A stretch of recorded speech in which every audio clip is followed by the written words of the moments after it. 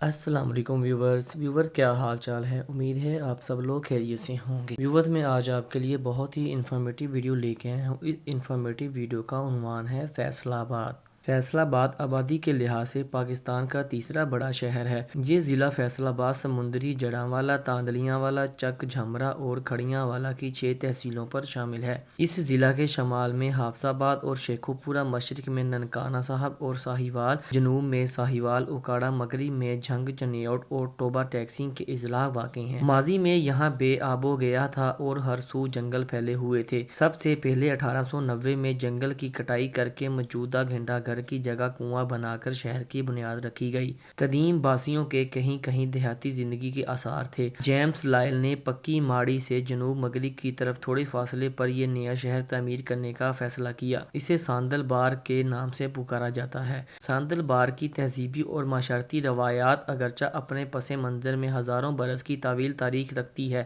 لیکن ایک صدی پہلے تک اس ضلع کا شمار برصغیر پاک و ہند کے پسماندہ ترین علاقوں میں ہوتا تھا۔ ساندل بار کی وجہ تسمیہ کے متعلق 3 مختلف روایتیں ہیں۔ ایک یہ کہ دلہ بھٹی کے دادا کا نام بجلی خان عرف ساندل تھا، دوسری شاہ کوٹ کی پہاڑیوں کے ڈاکو سردار کا نام بھی ساندل تھا، اور تیسری یہ کہ جنگل کے چوہڑوں کے سردار کا نام چوہڑ خان عرف ساندل تھا۔ ان 3 میں سے کسی ایک کے نام پر یہ علاقہ ساندل بار مشہور ہوا۔ 1885 میں lieutenant governor mister James Lyall نے لاہور سے جنگ شہر کی طرف سفر کرتے ہوئے ضلع چنیوٹ میں شامل ساندل بار کے بے آباد مگر سرسبز و شاداب علاقے میں پکی ماڑی کے ایک گاؤں میں پڑاؤ کیا۔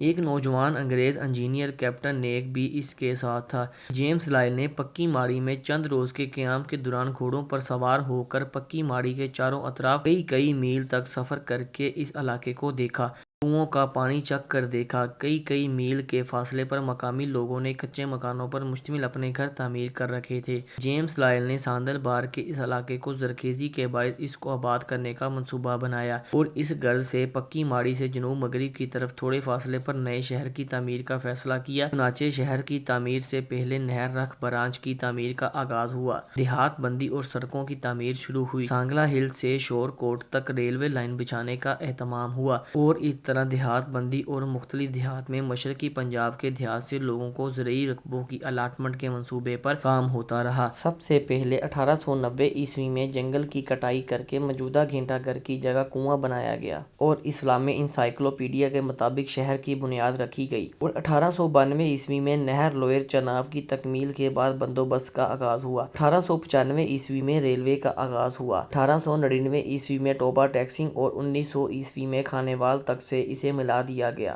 1894 میں جب شہر کی کچھ آبادیاں بھی معرض وجود میں آ چکی تھیں اور دفاتر بھی بن چکے تھے تو پنجاب کے lieutenant governor sir James B Lyall نے چک 212 کا سنگ بنیاد رکھا۔ اس کی 4 ایکڑ زمین کو لائل پور کا نام دیا گیا۔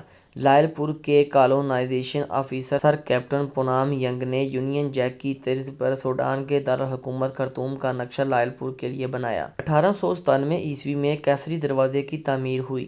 یہ دروازہ لالا موہن لال خلف بہاری لال نے ملکہ وکٹوریہ کی گولڈن جوبلی تقریبات کے موقع پر تعمیر کروایا تھا۔ کیسری گیٹ سے تقریباً 150 فٹ کے فاصلے پر گومٹی تعمیر کی گئی۔ قیام پاکستان کے بعد کئی سالوں تک یہ گومٹی مسافر خانے کے طور پر استعمال ہوئی تھی۔ اس کے اطراف میں برکت رہے جناب بدی کے الفاظ درج ہیں۔ لائل پور کے 8 بازار اور ان 8 بازاروں کے دامن میں رہائشی مکانات 1898 تک تعمیر کے مراحل میں تھے۔ ان بازاروں کے عین وسط میں گھنٹہ گھر تعمیر ہوا۔ اس کا افتتاح 14 نومبر 1903 کو سر چارلس رواس گورنر پنجاب نے کیا۔ گھنٹہ گھر کی تعمیر کے لیے حکومت نے زمینداروں پر 2% کے حساب سے ٹیکس عائد کیا تھا۔ اس پر کل 40,000 روپے خرچ ہوا تھا۔ گھنٹہ گھر کی تعمیر انگریزی فن تعمیر کا ایک نادر نمونہ ہے۔ اس کے چاروں طرف ریل بازار، جھنگ بازار، کچہری بازار، چنیوٹ بازار، بھوانہ بازار، امین پور بازار، منٹگمری بازار اور کارخانہ بازار تعمیر ہوئے۔ ان 8 بازاروں میں سے 4 کشادہ اور 4 ذرا تنگ ہیں۔ گھنٹہ گھر کی تعمیر تاج محل آگرہ بنانے والے معماروں کے خاندان کے ایک شخص گلاب خان کی نگرانی میں ہوئی۔ گھڑیال بمبئی کے ایک گھڑی ساز نے فراہم کیا تھا۔ شہر کا ڈیزائن ڈسمنڈ ینگ نے بنایا، مگر ڈیزائن کو اصل صورت سر گنگا رام نے دی۔ پہلی بستی ڈگلسن پورہ لائل پور کو 1899 ہجری میں درجہ دوم کی میونسپلٹی کا درجہ قرار دیا گیا۔ 1904 میں اس کو میونسپل کمیٹی بنا دیا گیا۔ کمیٹی کی حدود 1914 ایکڑ اراضی، شہر کی آبادی 9000 اور ایک اینگلو ورنیکل اسکول تھا۔ اس وقت لائل پور تحصیل کی حیثیت سے ضلع جنگ میں شامل تھا۔ 1904 عیسوی میں اسے ضلع کا درجہ دے کر سمندری ٹوبا ٹیکسنگ اور لائل پور کی تحصیلیں شامل کی گئیں، جبکہ جڑاوالا کو سب تحصیل کا درجہ دیا گیا۔ بعد ازاں جڑاوالا کو بھی تحصیل کا درجہ حاصل ہو گیا۔ قیام پاکستان کے بعد ٹوبا ٹیکسنگ 1979 عیسوی میں ضلع بنا دیا گیا تو ضلع لائل پور کی حدود کم ہو گئیں۔ ضلع کے 20 لاکھ ایکڑ اراضی بحساب کسان 1 مربع، کاشتکار 4-5 مربع اور زمیندار 6 سے 20 مربع تک تقسیم کی گئی۔ شہری اراضی 1 روپیہ فی مرلہ تک فروخت کی گئی۔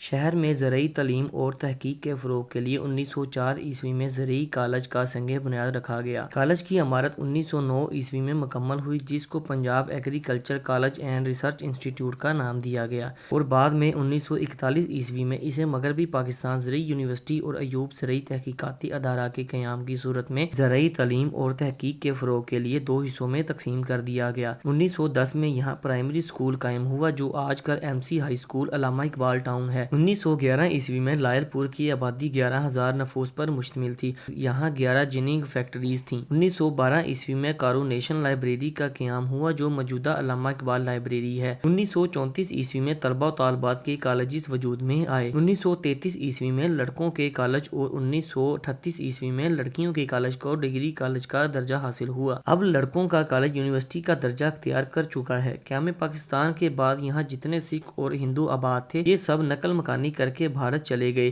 اور ان کی جگہ جالندھر، ہوشیار پور اور امرتسر وغیرہ کے علاقوں سے مسلمان آ کر آباد ہوئے۔ یوں شہر اور علاقے کی تہذیب و ثقافت نے ایک نیا رنگ اختیار کر لیا۔ قیام پاکستان سے پہلے جناح کالونی کی جگہ میلہ منڈی مویشیاں کے لیے مخصوص تھی۔ اسے 1950 عیسوی کے عشرے میں سمندری روڈ پر موجودہ علامہ اقبال کالونی والی جگہ پر منتقل کیا گیا، اور 1970 عیسوی کے عشرے میں اسے آگے موجودہ بائی پاس کے پہلو میں منتقل کر دیا گیا۔ قیام پاکستان کے بعد گلہ منڈی کو کارخانہ بازار اور ریل بازار کے درمیان سے نکال کر رجکوٹ روڈ پر مشتمل کر دیا گیا۔ قیام پاکستان کے وقت شہر کی آبادی 8 بازاروں سے باہر سنت پورہ، پرتاپ نگر، ہرچون پورہ، گرو نانک پورہ، ماڈل ٹاؤن اور پکی ماڑی کے عقب میں تارک آباد کی کالونیوں تک پھیل چکی تھی۔ قیام پاکستان کے فوراً بعد نہر رکھ برانچ کے دوسری طرف دیگر رہائشی علاقے تعمیر ہونا شروع ہو گئے۔ 1977 عیسوی میں سعودی عرب کے شاہ فیصل شہید کیے گئے تو حکومت پاکستان نے اظہار یکجہتی کے لیے شہر کا نام لائل پور سے تبدیل کر کے فیصل آباد رکھ دیا۔ 1971 عیسوی میں اسے ڈویژنل ہیڈ کوارٹر بنا دیا گیا، اور اس میں فیصل آباد، ٹوبا ٹیکسنگ اور جھنگ کے اضلاع شامل کیے گئے۔ 2000 عیسوی میں نئے ضلع نظام کے قیام کے ساتھ ہی ڈویژنز ختم کر دی گئیں۔ 2008 میں ایک بار پھر ڈویژنوں کو بحال کر دیا گیا تو فیصل آباد ڈویژن بھی دوبارہ قائم ہو گئی۔ 1959 عیسوی میں یہاں ٹیکسٹائل کالج اور اقبال اسٹیڈیم تعمیر ہوئے۔ 1967 عیسوی میں ملت کالج اور ایئرپورٹ بنے۔ 1973 عیسوی میں پنجاب میڈیکل کالج کا قیام عمل میں آیا۔ 1974 عیسوی میں چیمبر آف کامرس اور پنجاب بیوریجز کمپنی، 1975 عیسوی میں زرعی ترقیاتی کارپوریشن بینک اور 1976 عیسوی FDA اور واسا کا قیام عمل میں آیا۔ 1980 عیسوی میں پاکستان ٹیلی ویژن ری براڈ کاسٹنگ کا آغاز ہوا۔ 1983 عیسوی میں شہر کی آبادی 15 لاکھ سے تجاوز کر گئی۔ آج یہ ملک کا تیسرا بڑا شہر ہے۔ زرعی یونیورسٹی نیاب ایوب زرعی تحقیقاتی ادارہ بنجی اور فارسٹ ریسرچ انسٹی ٹیوٹ گٹ والا کی وجہ سے اسے سائنس سٹی بھی کہا جاتا ہے۔ یہ ٹیکسٹائل انڈسٹری میں ملک کا سب سے بڑا شہر ہے۔ اس کی یارون مارکیٹ ایشیا کے سب سے بڑی یارن مارکیٹ ہے۔ ضلع بھر میں تقریباً 400 سے زائد بڑے صنعتی کارخانے کام کر رہے ہیں، جن میں زیادہ تر سوتی کپڑے کے کارخانے ہیں۔ صنعت و تجارت کے لحاظ سے بھی فیصل آباد ملک میں تیسرے نمبر پر ہے۔ قیام پاکستان کے وقت یہاں 2 درجن کے قریب چھوٹے بڑے کارخانے تھے، ان کی تعداد 1947 عیسوی میں 43 ہو گئی۔ اب صنعتی یونٹوں کی تعداد 1000 سے زائد ہے۔ کپڑے کی صنعت کے علاوہ آٹے، پٹسن، بناسپتی گھی، خوردنی تیل، مشروبات، شکر، پلائی ووڈ، چپ بورڈ، مصنوعی کھاد، ہوزری، نشاستہ، glucose, art, silk, textile, machinery, زرعی آلات تیار کرنے کے بہت سے کارخانے ہیں۔ صابن سازی کی صنعت بھی خاصی عروج پر ہے۔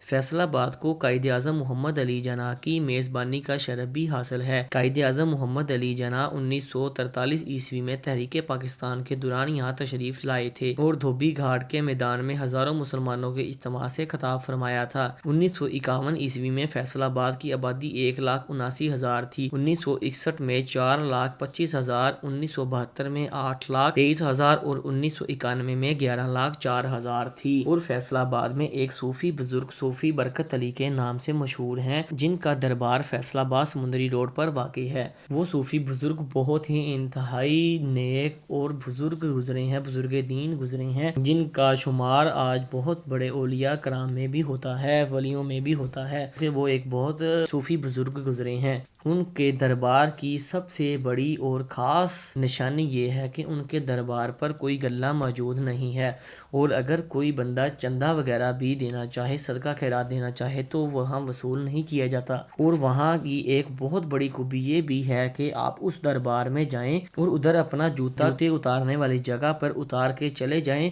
اور جتنی دیر بعد مرضی آ جائیں، چاہے جتنا بھی رش ہو، آپ کا جوتا گم نہیں ہوگا، کوئی اٹھا کر نہیں لے کے جائے گا۔ اور ان کے بارے میں ایک بات مشہور ہے کہ ان کا جو مرید ہو جاتا ہے اسے سانپ ڈنگ نہیں مارتا، اسے سانپ نہیں ڈستا، اور نہ ہی کسی جن کا اس پر اثر ہوتا ہے۔ تو دوستو ان کے بارے میں بھی بہت ہی انفارمیٹیو ویڈیو اپلوڈ کروں گا انشاءاللہ جلد ہی۔ تو یہ تھی ویڈیو فیصل آباد کے بارے میں، فیصل آباد کی آبادی کے بارے میں، فیصل آباد کی ہسٹری کے بارے میں۔ تو امید ہے یہ ویڈیو آپ کے لیے بہت انفارمیٹیو ثابت ہوئی ہوگی۔ ٹھیک ہے دوستو، پھر ملتے ہیں انشاءاللہ نیکسٹ ویڈیو میں۔ اللہ حافظ۔